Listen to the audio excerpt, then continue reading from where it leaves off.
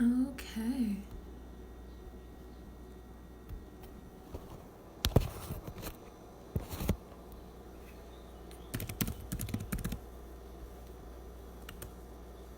Just gonna wait a little bit for some folks.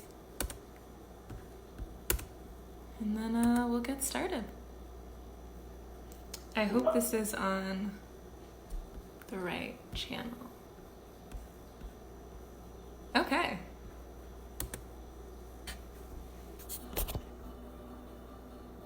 Hey, Precious.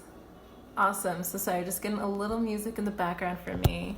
I'm gonna go ahead and get started. So hi, everybody. Welcome to the Emily Taylor Center. We're doing a Skillshare series, and I was asked to be a part today. My name is Rin. I use she, her, and they, them pronouns. I work full-time as the Program Coordinator for Social Justice in the Office of Multicultural Affairs. And today I'm going to be showing you how to make some Alfajores. It's a traditional Peruvian cookie that we usually have for special occasions like holidays, Christmas, birthdays, and this is, you know, during the quarantine, it feels like a better time to get connected to a lot of recipes that I used to make when I was younger, so I'm going to be showing y'all to make these today. I've never done a live stream or a cooking tutorial, so I have my notes, so thank y'all for being patient with me. Yeah, we got 2 people in. Wonderful. So we're gonna jump right in. So what you're going to need today to make this recipe, a little context. So these are shortbread cookies with a little dulce de leche in the middle and powdered sugar on top. Oh, hello, Anthony. Thank you so much for being here. So what I love about this recipe is that it's really flexible and forgiving. So if you mess up or you don't have all the exact ingredients, it's really, really forgiving. Oh, hi, Mercedes. So what you're going to need today for utensils is you're going to need 2 mixing bowls, some measuring cups, a spatula, a sifter would be amazing. It's okay if you don't have it, a whisk, a butter knife and a fork. Plastic is also okay. A can opener, and a cookie sheet, which I'll show you in a bit, and a cookie cutter and a rolling pin. If you don't have a cookie cutter or rolling pin, I've been using a mason jar or a little shot glass, so feel free to get as inventive as you like. And I'm also using this old kombucha bottle for my rolling pin. So those are the tools that you're gonna need for today. Your ingredients, very simple. We need about 5 or 6 ingredients. We're gonna need about 1.25 cups of flour. I'm using regular flour. You're gonna need 3/4 cup of cornstarch, some powdered sugar. You don't have to be fancy, non-organic is fine. A little kiss of vanilla extract, and 1 cup of unsalted butter. I'm using unsalted butter with a little pinch of kosher salt in the recipe. If you don't have unsalted butter, regular butter is fine. Just mix the salt in your recipe. Oh, I'm loving all the people that are tuning in. Wonderful. Also, if you don't have room temperature butter, I'm going to show you a little bit further into the tutorial how to make room temperature butter in a pinch without melting it. Awesome. So first thing we're going to do is I'm going to preheat the oven to 350 degrees, and I'm going to get my pan ready. So this is my baking sheet. It's pretty generic. I like to use parchment paper because I don't always like to cook or wash after I cook, so this is a little cheap. All right, and then first things first, we're gonna get our ingredients ready. So again, if you don't have room temperature butter, what you can do is chop up your 2 sticks of butter. You can follow the tablespoon line. You're gonna break it up into chunks and put it in the microwave for like 10-second increments. No more than 20 seconds. Again, you want it soft, you don't want it melted. I'm not sure why, but the science in this recipe calls for softened butter, not melted. So you're gonna go ahead and put your 2 sticks of butter in your little bowl. I should have had this already pre-unraveled. Awesome, so there we have our butter, and then we're gonna mix in 1/4 cup of powdered sugar. And we're also gonna add in our vanilla. So I said a kiss of vanilla, whatever you feel right to you. I do a little capful, and that's about enough for the flavor that you need. So with the spatula, you're just gonna go ahead in and kind of start smishing the butter around and blending the sugar together. A warning for some folks, I know some people have problems with texture. You are going to be using your hands to make this dough. It's the more authentic way. If it really bothers you, if you have acrylics on, you can use a hand mixer. I would argue it's not as fun. It doesn't bring me as much joy. But do whatever best for you, you know? We're all just trying to do the best we can with what we got. Awesome. So mixed in the butter and the sugar very loosely. It's still a little separated. It looks a little bit like this if y'all can see. So you're just gonna mix that a little bit more and put that aside. Then we're gonna start combining our other dry ingredients. So I already have our 1/4 cup, I can pick y'all up. We have our 1.25 cups of flour in here. I'll set y'all back down. We're gonna add our 3/4 cup of cornstarch together. Let the ancestors tell you. Exactly. Thank you, precious. So we're going to add the dry ingredients together. We're adding the cornstarch with the flour. I like to use the sifter. It just keeps everything from getting clumpier, which makes the dough a little bit faster and smoother to work with when it comes out to rolling a little bit later. So you're going to go ahead and throw all that cornstarch in. Hit it with the sifter. Also, this is a very messy recipe. You're gonna get powder everywhere, you're gonna get a little butter in places you don't want, so that's why I'm wearing my apron. And it's fun. I think getting a little messy with cooking is fun. All right, so we have our cornstarch in here, we have our flour. Again, I'm using unsalted butter, so I'm gonna add a pinch of salt to this. And when I say a pinch, I mean a pinch. And that's all you need. So just before I add in the butter and everything, I'm just gonna whisk it all together. Just mix up the cornstarch, the flour, and a little bit of salt. Real easy. And then next we're gonna add in this butter.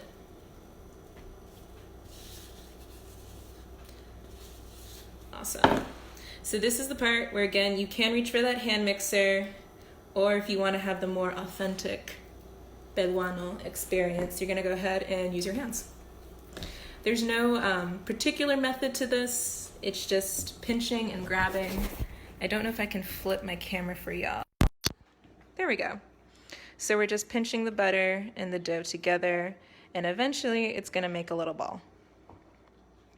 And okay.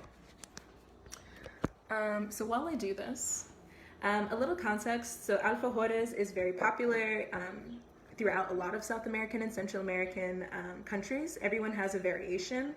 I would argue again that I think Peru has some of the best alfajores. I think it's one of the dishes we're known for. There's so many different recipes out there. Some people add lemon, some people use baking powder and eggs. I like the most, this is the most simplistic recipe that I've seen people in my family use. Alright. Thank you to everyone watching. Is anybody actually making this along with me?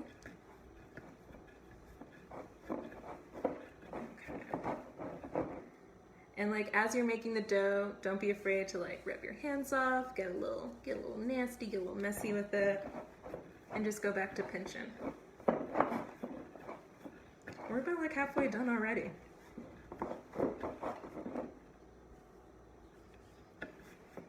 There was a little part of me that was nervous doing this recipe online.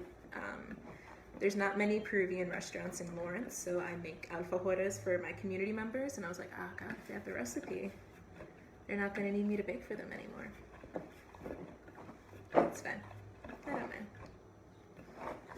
All right, eventually your dough should start balling up a little bit. It should start looking kind of like what you'd get in like the freezer section for some cookie dough. It should start looking like this.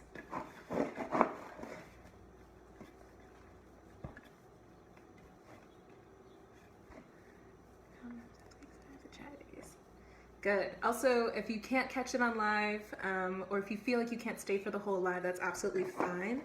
I believe the Emily Taylor Center is also uploading all of these to YouTube, so you can definitely catch this again for when you do decide to make this recipe. Oh, hi, Jamie. Okay, you had these in Uruguay. Ooh, I wonder how they compare and contrast to Peruvian ones.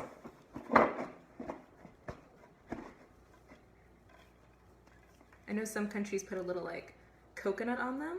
I've never found them, but that's maybe something I'll try in my next variation. Okay. Okay, so as you're starting to see, dough's getting a little bit more solid. Oh, Emily Taylor Center confirms we are putting this on YouTube. Wonderful. So this can live forever. Awesome. So this is what our dough should look like. Got this ball right here. Okay. Once you have your dough, for the most part in a ball, hang on, there's still a little powder, so I want to make sure I mix it well. Awesome. So once you get your dough looking like this in a ball, you're going to go ahead, put it in a baggie. I know some bakers like to use saran wrap instead. I'm indifferent. You're going to go ahead, seal up your baggie, and you're going to put this in the fridge for about 30 to 45 minutes minimum, just so everything can like solidify. But I do have some dough I'm going to take out for us in the meantime.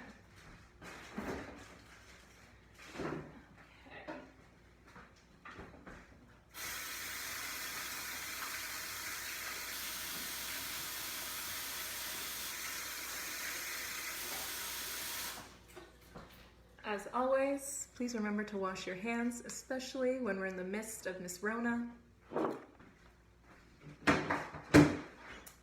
All right, so here's some dough that I've already had chilling in the fridge. It's a little bit smaller. I should preface, the recipe that I'm teaching y'all should make around 36 cookies, so that's in total around 18 alfajores, because remember they're sandwiches. So I have our dough that's already been chilling in the fridge. And this is the part where we're gonna start rolling out the dough. So I'm using a flat surface. I've sanitized my counter. I don't know if y'all can see. Okay. I'm gonna put a little flour out so the dough doesn't stick. I'm gonna get my hands nice and powdered. I'm gonna rub my rolling pin in the flour beforehand so my dough doesn't stick to my roller. And I'm even gonna go ahead and get my little cookie cutter ready with some flour.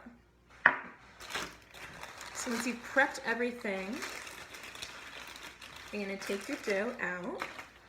Go ahead and warm it up a little bit in your hands so we can mold. Oh, thank you for dropping the playlist. Ooh, sorry, I threw some dough. So once you have your dough again out, you're gonna go ahead and smash it in. Get a little dough on, get a little flour on top, and you're just gonna roll it out real gentle. If you're feeling real crazy, I'm sure you could definitely use some different shapes if you don't want a boring circular cookie cutter for any of our bakers at home. So you want to roll them. What's great about this dough is it really doesn't expand. So however you make the cookies, what you see is what you get once you put in the oven. They're not going to expand or unball. So you want to roll the dough out at least to like, they say a quarter of an inch. However thick you like your cookies. I like mine somewhere in the middle, so that's what I'm gonna show y'all. Okay. If your dough does start to rip, because this is a very dry recipe, if your dough does start to split, it's okay, just pinch it together with your fingers, throw some flour on top, and keep going. Again, this is very forgiving recipe. All right, so I'm gonna show y'all what I have so far for my dough. So this is about how flat I've made it, how thin, and now we're gonna go ahead and start cutting out some cookies and getting ready to put them on the tray. Awesome. So again, using my cookie cutter, go in. Sometimes they pop right out, which is nice. And you can go ahead and line the tray.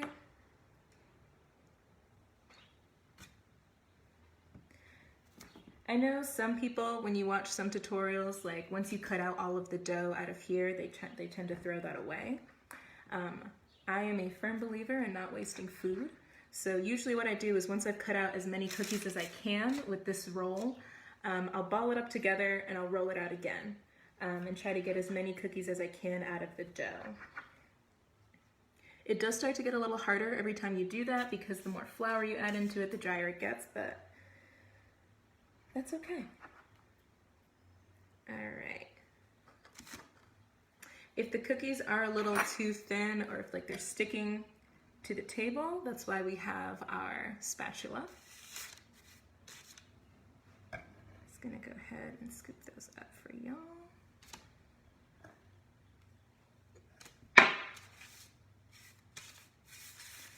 Awesome.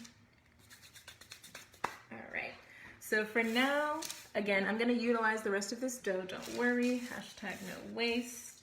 But for now, I'm gonna get these guys in the oven for y'all. So again, as you can see, these are our little cookies. This is our excess dough that we're gonna roll up. Again, if you wanna be real authentic, go in with your fork and just poke the cookies once or twice. I'm not confident in the science. I just know anytime I pick up a good alfajor, usually got 4 holes in them. I believe it helps cook everything evenly, helps the cookies breathe, gets rid of bubbles. It could just be for aesthetic, I'm not sure. All right, so our cookies have been punctured. They look pretty authentic. And so we're gonna go ahead and put these in the oven for, depending on your oven, I like to say 12 to 15 minutes. Usually after 13 minutes, you're gonna wanna keep checking them. And it's really until they're golden brown. Thankfully, I have some already made. So this is what your golden brown alfajores should look like out of the oven. So I'm just gonna move this dough aside. I'm gonna show you how we decorate them so we can get our final product.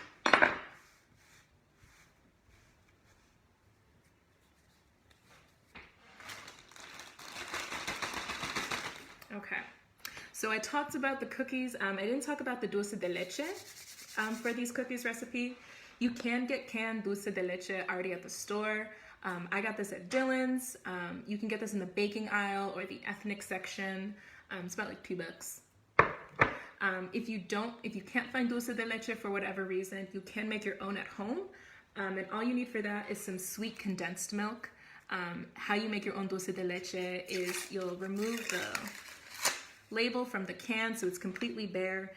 You'll get a pot of water boiling on the stove and you'll plop this in, make sure it's fully covered in water, and you'll let it simmer for about 2 to 3 hours. It won't explode, things won't expand, it's just the way that the milk caramelizes. In a minimum of 2 to 3 hours. You want to make sure it looks nice and dark, and once you open the can, it's a whole thing, so there's no shame in buying pre-made. I already have a jar already open. So like a trick that I usually like to do before I frost or decorate anything when I'm baking is I like to mix it, warm it up a little bit. Little ASMR for our ASMR friends. And for our friends that are grossed out, I'm sorry. All right, so again, we have our cookies in the oven, we set a timer.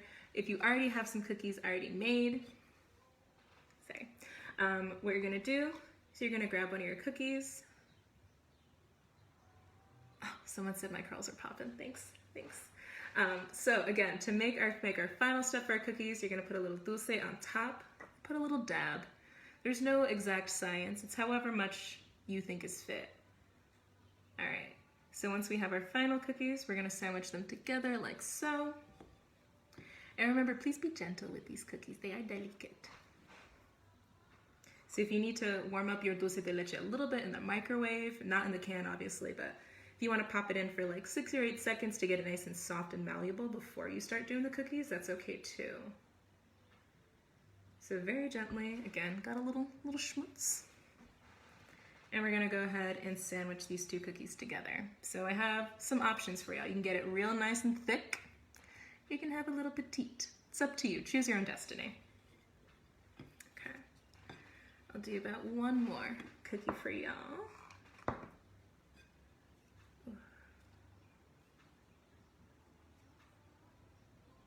It's very, so I'm originally from the East Coast, and it was really easy to always get Alfajores to go buy them. But now it's particularly, they taste particularly delicious because I have to make them. So you learn to appreciate, you know. Anyways, so we got our cookies. We got all of our sandwiches. We have our thick boy, got our slim cookie, and now it's time for the final touch. So you're gonna take your trusty sifter again, and just a little bit of powdered sugar, you're gonna sprinkle that on top. Bang that sifter out real quick. It's important to coat them, you know? You want this finger looking good. Awesome. So once you have them covered with powdered sugar, there you go. We have our alfajores. They go great with coffee, a little tea perhaps. They go great just as is. And yeah, that's how you make alfajores. Again, there are multiple recipes out there, so if you don't like my recipe, please feel free to Google Tasty or Food Network. They're simple. They remind me of my family, who is 1,200 miles away from home right now. But yeah, thank you so much for sharing with me, y'all. Again, this is a live, so I don't know if anybody has any questions before I skedaddle. I see hearts. Okay. No questions. Thank you also again. Don't forget to like and subscribe to the Emily Taylor Center. They post every Wednesday a different unique skill that you can do from the comfort of your own home. Stay safe, y'all. Have a wonderful week. Please remember to be gentle with yourselves and practice this quarantine. All right. Take care, y'all. Bye.